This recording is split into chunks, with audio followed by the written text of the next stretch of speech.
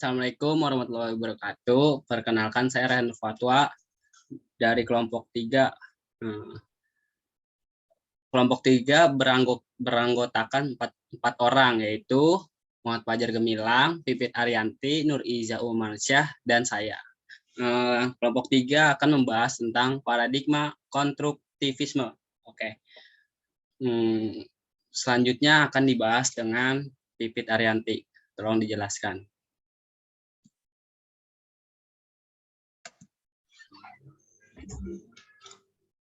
Baik, materi pertama ada pengertian paradigma konstruktivisme. Paradigma konstruktivisme diperkenalkan oleh Peter L. Berger dan Thomas Huckman. Bagi Berger dan Huckman, paradigma ini sebagai perspektif terhadap fenomena sosial atau realitas sosial. Draft konstruktivisme sesuai dengan gagasan konstruksi relatif sosial. Konstruktivisme ini bisa disebut dengan konsep konstruksi sosial. Paradigma konstruktivisme adalah paradigma komunikasi diasumsikan bahwa realitas sosial adalah relatif, yaitu realitas masyarakat adalah hasil konstruksi sosial. Pada kenyataannya, media sosial tidak dapat eksis dengan sendirinya secara internal atau eksternal, tanpa per individu dan realitas itu sendiri. Subjek mengkonstruksi realitas sosial kemudian membangunnya di dunia nyata. Setelah menyempurnakan realitas itu berdasarkan subjektivitas individu lain di bidang sosial. Next, Han.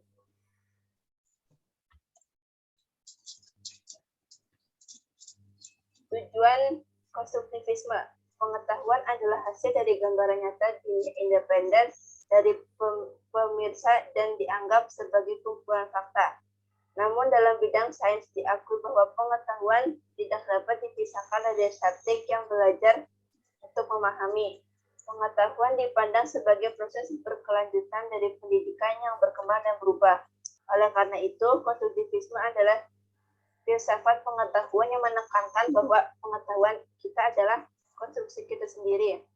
Menurut konstruktivis, indera merupakan alat bagi seorang untuk mengetahui sesuatu. Orang melihat, mendengar, menyentuh, mencium, merasakan, dan berinteraksi dengan benda dan lingkungan.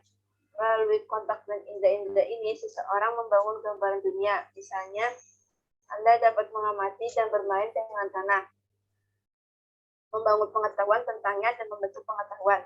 Tanpa pengalaman, pengetahuan tidak dapat berbentuk dengan baik.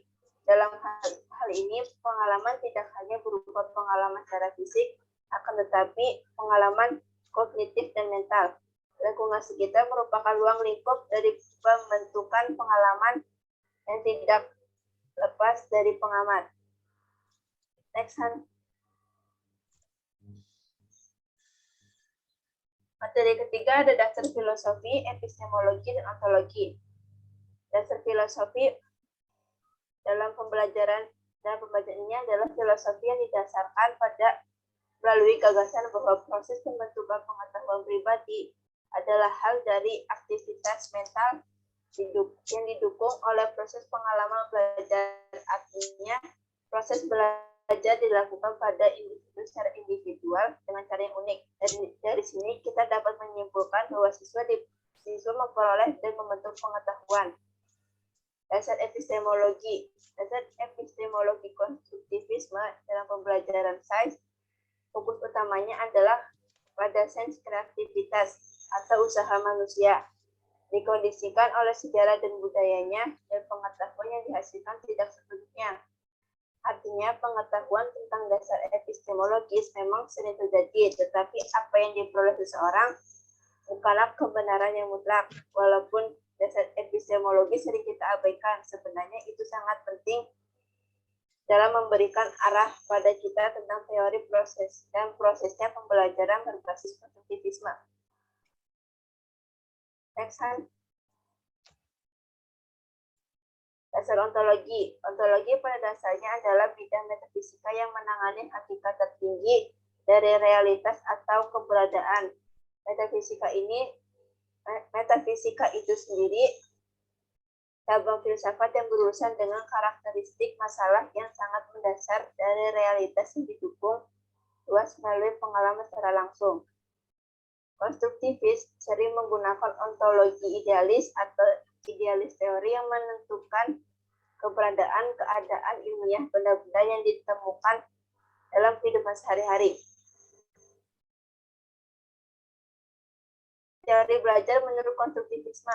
Dalam proses pembelajaran, konsep aspirasi siswa dibandingkan dengan kemampuan beradaptasi secara konstruktif dengan tuntutan ilmu pengetahuan dan teknologi. Dengan jenis penyesuaian ini, siswa berada dalam situasi yang aman dan bebas.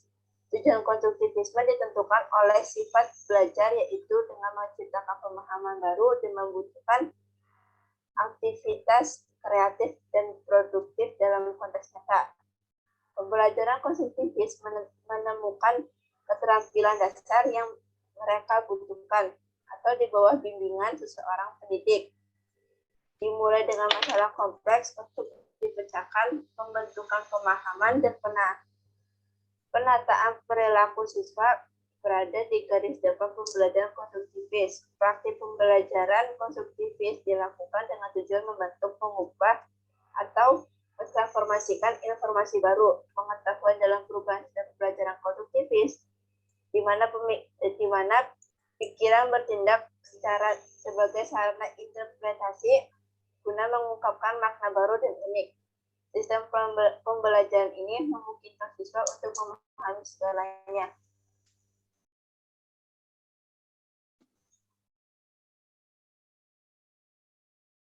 Materi selanjutnya akan dijelaskan oleh rekan saya, Ayhan Nur Fatwa.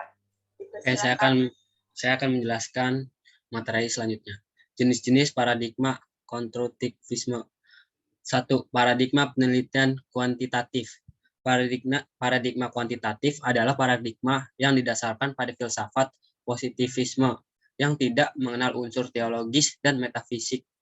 Paradigma ini meyakini bahwa sains adalah satu-satunya pengetahuan yang valid. 2.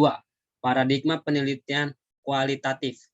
Paradigma penelitian kualitatif adalah penelitian yang menggunakan manusia sebagai objek penelitian. Paradigma ini termasuk penerimaan model humanis karena menjadikan manusia sebagai objek kajian suatu fenomena dan peristiwa. 3. Positivisme. Paradigma positivisme ini didasari pada hukum dan prosedur baku dan tunggal, di mana ilmu pengetahuan dianggap deduktif. Selain itu juga melibatkan variabel-variabel di dalamnya. 4. Konstruktivisme. Berlawanan dengan positivisme. Paradigma konstruktivis memperlakukan sains atau kebenaran sebagai relatif. Tidak hanya tunggal, tetapi bisa berbeda-beda sesuai interpretasi masing-masing individu atau kelompok. 5. Pragmatisme. Paradigma ini berpandangan bahwa fakta atau realitas suatu fenomena tidak selalu tetap, bisa berubah sewaktu-waktu. Ini dapat berubah sesuai kenyataan dan akan terus dapat dinegosiasikan atau dinegosiasikan. 6. Subjektivitas. Sudut pandang peneliti merupakan fokus utama dari paradigma subjektivitas. Subjektivitas menganggap sudut pandang dan interpretasi peneliti sebagai faktor penting dalam penelitian. 7. Paradigma kritis. Berbeda dengan paradigma sebelumnya, paradigma kritis ini meyakini bahwa realitas yang terjadi merupakan hasil dari sistem yang telah dikonstruksi. Selain itu, peristiwa atau fenomena yang terjadi sudah dikontrol oleh pihak maupun kelompok yang berkuasa. Oke. Itu saja materi dari kelompok saya. Selebihnya mohon maaf, kurang lebihnya mohon maaf. Kalau ada salah kata maaf.